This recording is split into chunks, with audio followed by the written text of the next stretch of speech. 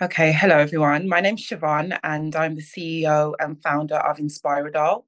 We're a doll company. We have four dolls in the collection. We're a multicultural doll brand. So we have a black doll, a white doll, a Muslim doll, and a Chinese doll. And we launched with our black doll, who's called Naya. And Naya is named after my niece, Naya, who's my motivation behind the brand. Hello and welcome to Obehi Podcast.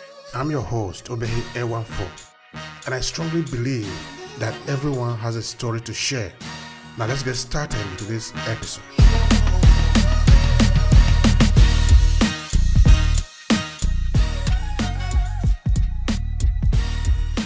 All right, thank you so much for that, Shovon. So, do you want to tell me a little bit about yourself? Like, which part of UK are you? Were you born there? Did you come to meet some other persons there? You want to say anything about that? Yeah, sure. So I am born in the UK. I currently live in Birmingham, which is in the West Midlands. And yeah, I've been living here pretty much all my life. I mean, I was born in Dudley and I've lived in London as well, but I've been in Birmingham for quite a large part of my life. Mhm. All right, that's interesting. Is there anything maybe in your earlier year? Okay, I'm not saying you are an old woman; you are still a young girl. But in a younger your younger years, is there anything that could have led to you creating this business, this dough business? Yeah, so as a young girl, I was always quite rebellious. I was a tomboy when I was younger. I loved racing the boys and beating them. And I kind of felt like I I didn't love that. So you were fighting with the boys. fighting them, beating them in is I was very fast, yes, and I enjoyed. Okay, Um, go. I felt like I wanted to be seen as more than a pretty face. I wanted to have a personality, have opinions, be able to express myself, and that was one of my biggest missions, I guess, when I was younger. I just didn't really like being put in a box. I didn't like labels. I didn't like to be told that I couldn't do anything. And whenever I was told that, I always wanted to prove people wrong. And I guess having that as a youngster really it carried into my adult years as being a female founder. Mhm. I see. I see. So you were fighting boys now on the streets. That is very important.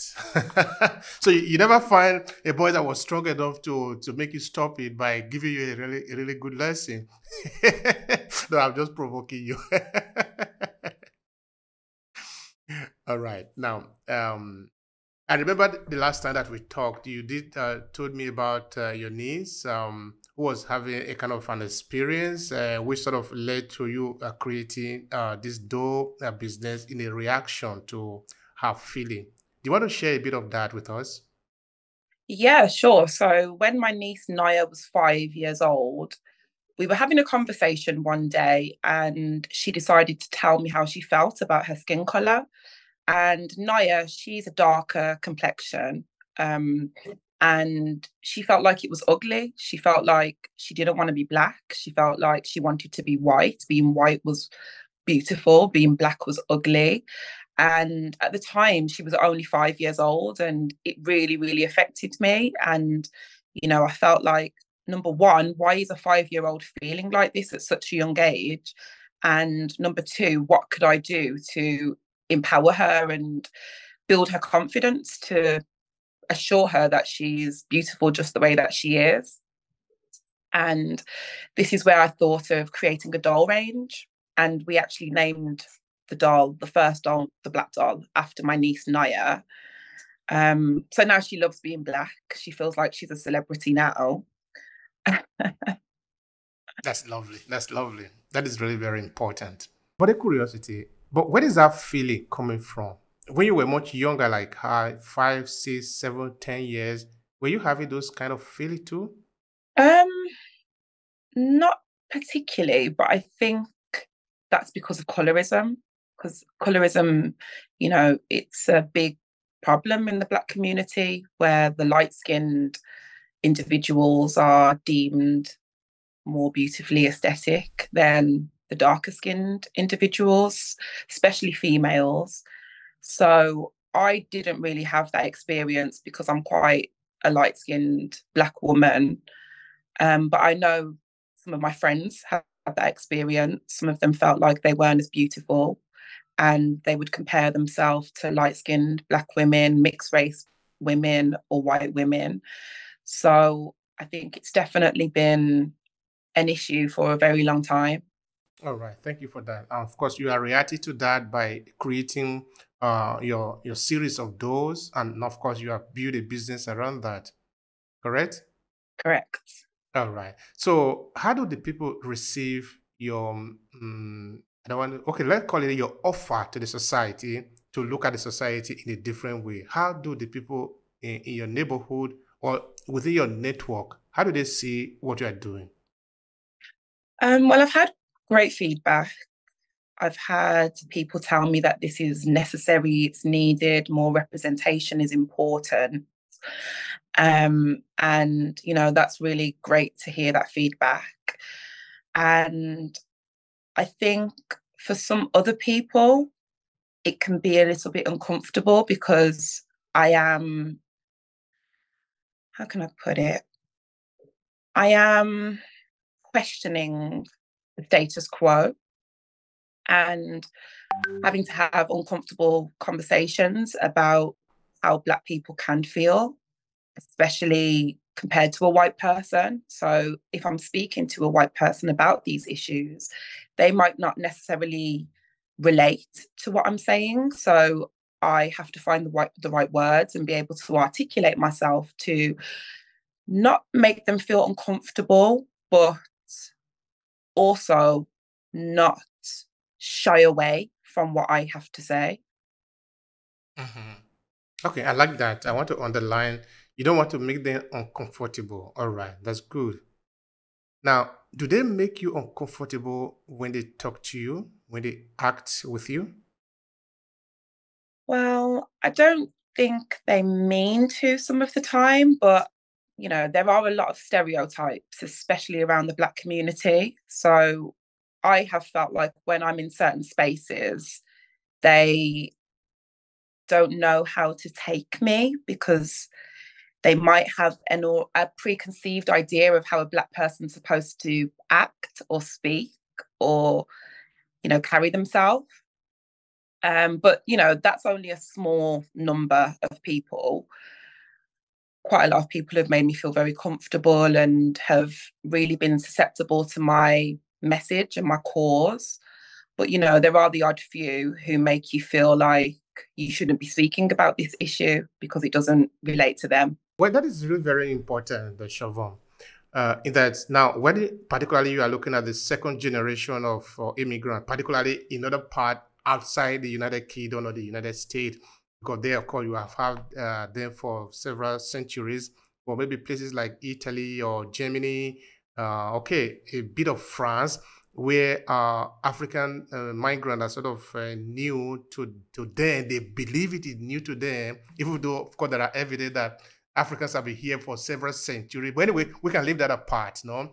But at least for the new wave of immigrants that are coming in here, the first set have sort of give birth to the second generation, as it were, so that the people that are born in Italy or in Germany, they are younger people.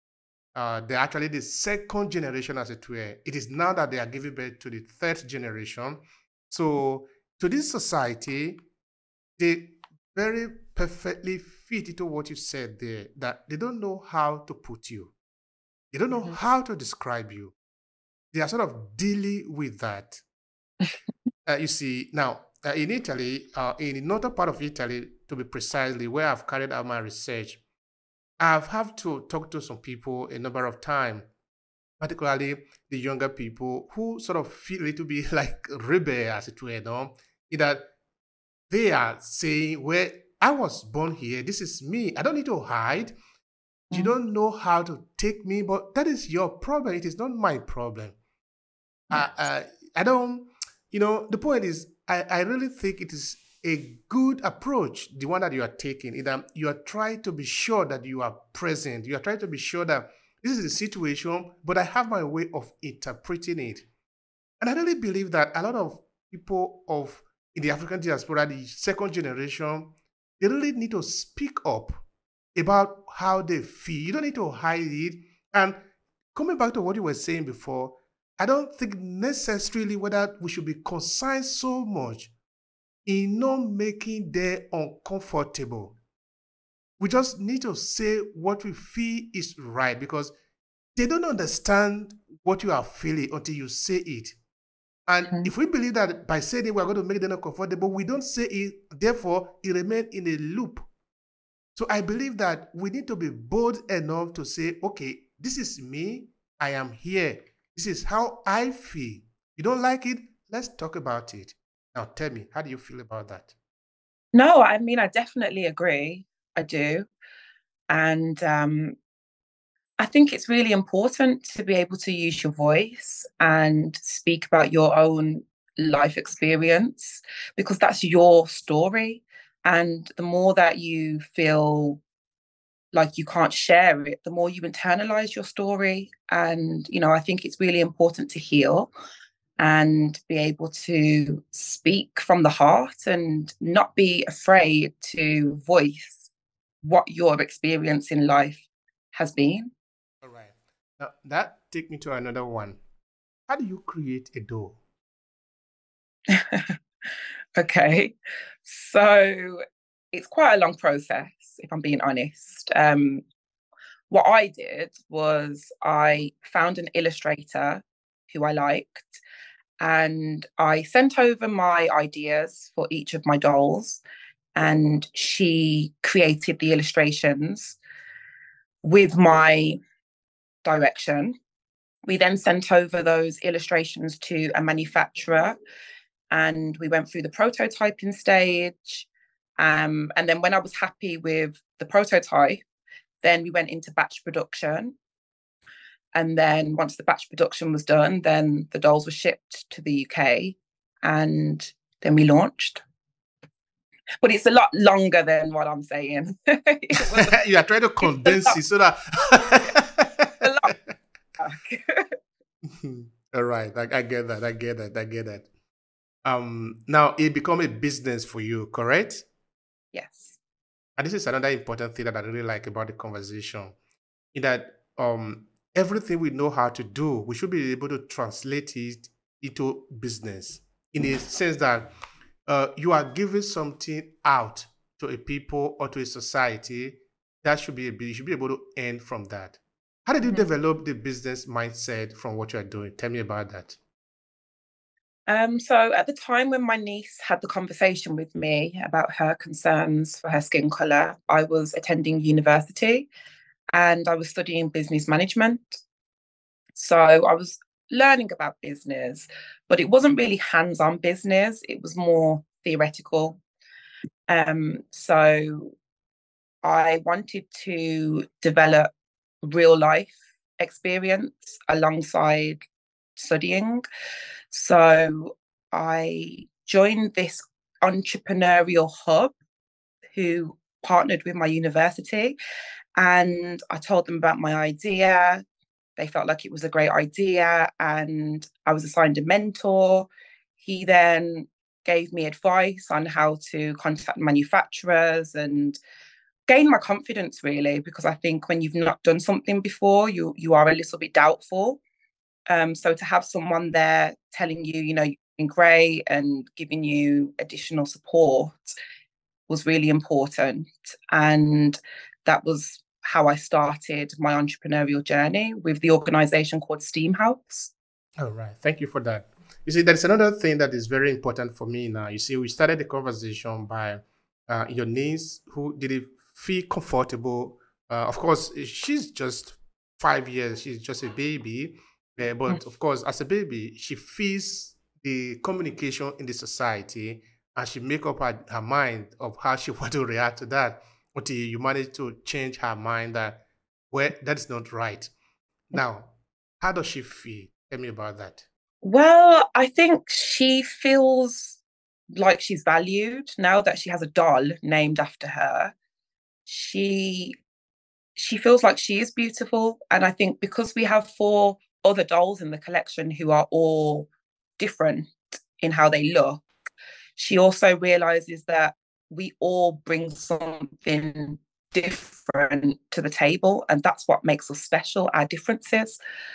Initially, she felt like because she wasn't seeing a lot of black dolls in the toy store and there wasn't a lot of black representation on the TV, example, cartoons that she would watch, we would have to really go out of our way to find books that had a black main character. So, if you're reading and seeing a lot of people that don't look like you, then that is going to be the standard of beauty that you feel. So now that we have the doll, she now feels like, I'm beautiful, and she doesn't question it anymore, That's which great. yeah, That's which was great. my job well done. All right. Now, I want you to tell me a little bit about like what you feel on. What do you think is the role of younger people in trying to shape a better future for younger generation? Because now this is you helping your little niece to understand that she doesn't have anything to regret in being who she is, because she was born beautiful and she is beautiful the way she is. No, and that is something, that is a message we need to drive into the mind of the younger generation, because sometimes, unfortunately, the society doesn't do that. They Mhm. make you compete to become what you are not. And you sometimes succeed in becoming what you are not, only that you lose yourself of who you are, no? And that is disastrous sometimes. Of course, we don't see the result immediately, but we see it later. So in that sense, it is important that we have a role model to sort of model ourselves after, so that we don't lose who we are. And of course, this Mhm. is the work that is going to be done by the adults, not the younger generation. Of course, this is what you are doing. I wanted to speak more about that, how you see that responsibility, even looking at other people who should be doing the same thing. Of course, maybe not creative though, but they can do something different. Mhm. Um, that's a good question.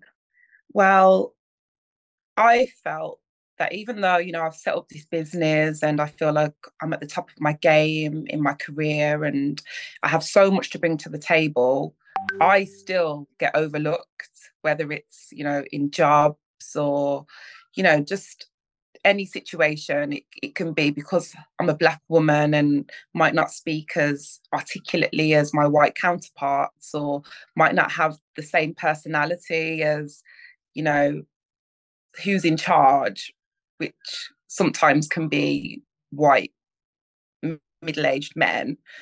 It can feel like sometimes I have to change who I am to fit in. And initially, I would do that, just to try and get ahead and not ruffle any feathers, I guess. And then I started to feel like I was sacrificing my own peace and my own identity just to fit in with people who really didn't actually value me.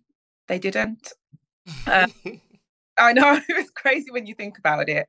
And now, because I've created my own business and I've proved to myself that if I believe in myself enough, I can create something from the ground up and also inspire people.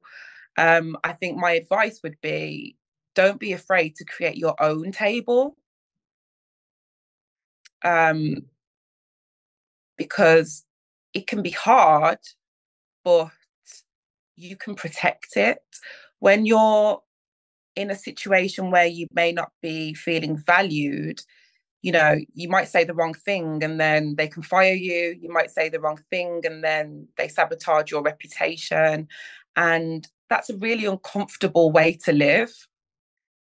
So, yeah, I think create your own table and don't be afraid to speak out.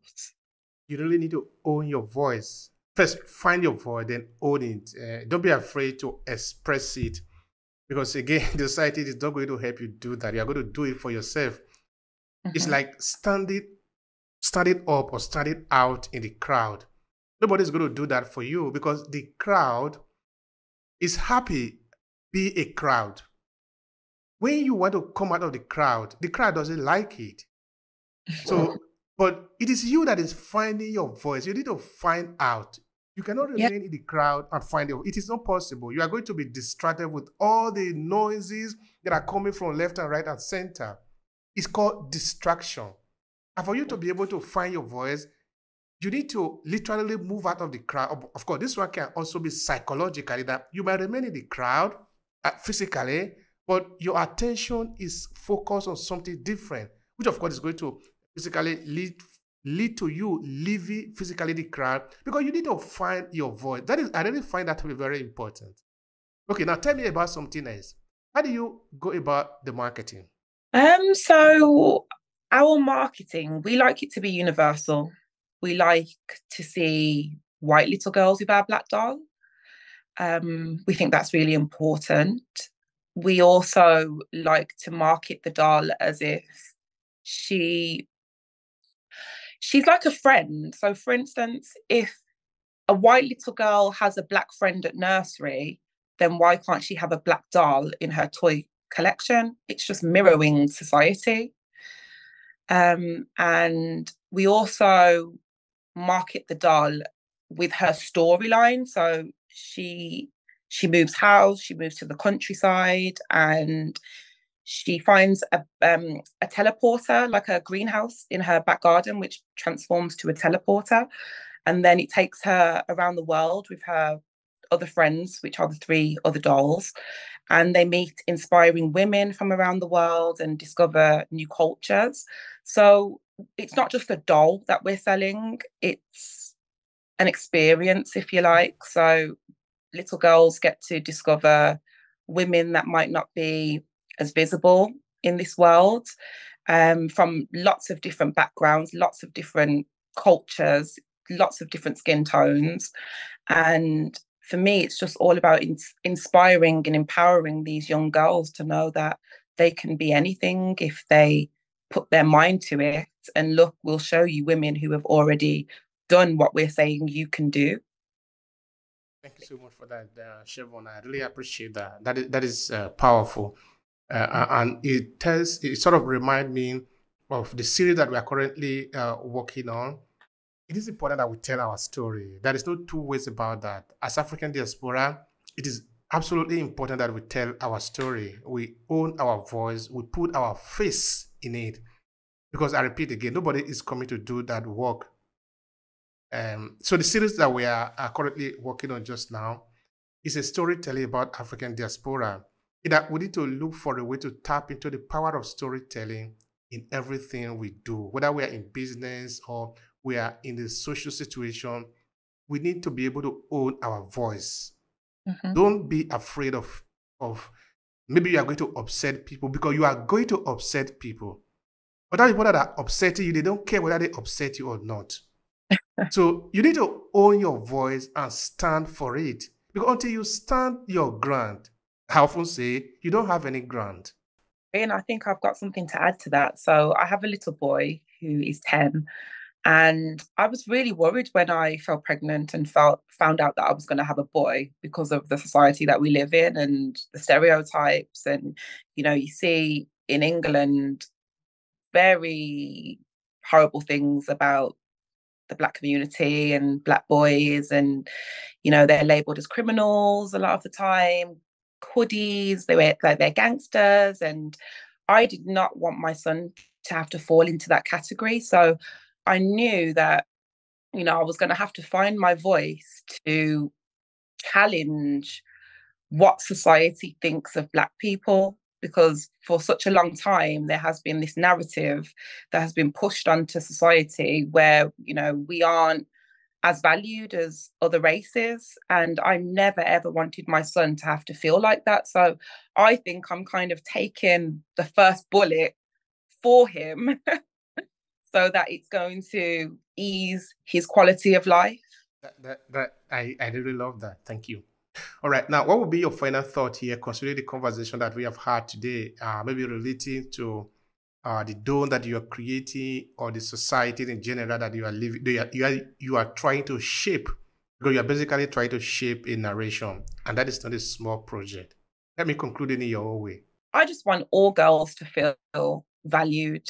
I want there to be an even playing field, and I want to do that with my dolls. And it's really important for me to be a role model and to show little girls that with hard work, determination, and self-belief, anything is possible, regardless of what colour you are. That should not matter at all. Yeah, that's my message. All right. Thank you so much for that, Shovon. Thank you. I appreciate that. Thank you. If you enjoyed this podcast, make sure you subscribe so you never miss any of our future episodes. Rate and review Obehi Podcast and share with your friends who might need it. I remain Obehi Ewafo. Thank you so much for listening, and talk to you in the next episode.